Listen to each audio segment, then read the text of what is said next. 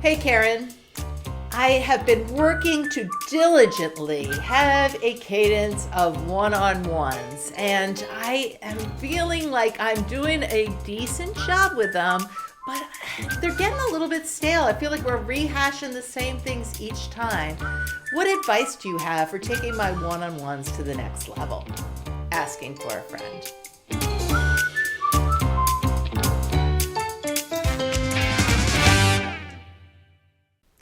First, I would say check in with your folks. Ask them for what they need. Hey, I really want our one-on-ones to be very helpful to you, and I want to support you in the very best way that I can.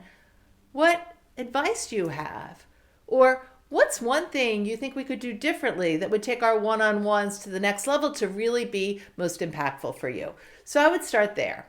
And then now I'll just share with you a little bit of what I'm hearing people are saying they need consistently more of in their one-on-ones. The first is, show me that you care about me more than my KPIs. And it was interesting. I was having a conversation with a senior leader the other day about this, and he said, I feel like some members of my team are still struggling with it. Like they're going through the motions. So imagine they open up a one-on-one and say, hey, how was your weekend? Because they're trying to make the human connection. And the person says, I got a new puppy. And they say, oh, that's great. Now, let's look at as opposed to stopping and asking the next couple logical questions. Oh, what kind of puppy is it? How's the puppy doing with becoming housebroken? What's fun and what are you enjoying most about the puppy? What did you not expect? And then really listen and to hang out there. It doesn't take a lot of time, but just to having that human connection, go beyond the surface conversation. Another thing I'm hearing consistently is with everything that's going on, people are looking for more direction about what matters most.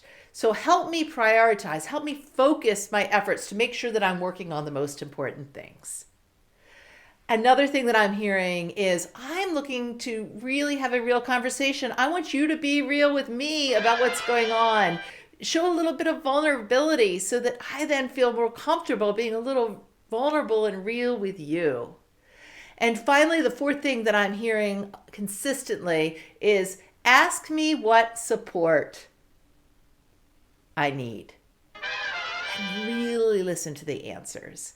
So one of the things that we've been working a lot with folks on is approaching their one-on-ones and saying, hey, how do I I start with what the person needs when they come in, but if they're not coming in with an intention, how do I have an intention for the one-on-one so that I can mix it up? So maybe one week, I'll really use the time to say, you know what, we're going to have an authentic conversation. We're going to check in at a really human level. I'm going to be a little vulnerable. I'm going to see what's going on with them. That's really going to be my most important thing for this one-on-one. The next week you may say, you know what, I really want to be sure that we are absolutely clear about the most important thing for the coming month. That could be a really good intention. Or you could say, you know what, this time I really want to help them think about the strategic relationships. Who else do they need to be involving? Or maybe we're going to work on a piece of their development plan. Maybe we'll use this one-on-one to do some role plays. So when you think about a month of one-on-ones, how do you plan them out so that you can use them more deliberately and more strategically to have deeper levels of conversations? So those are a few of my thoughts. What would you add?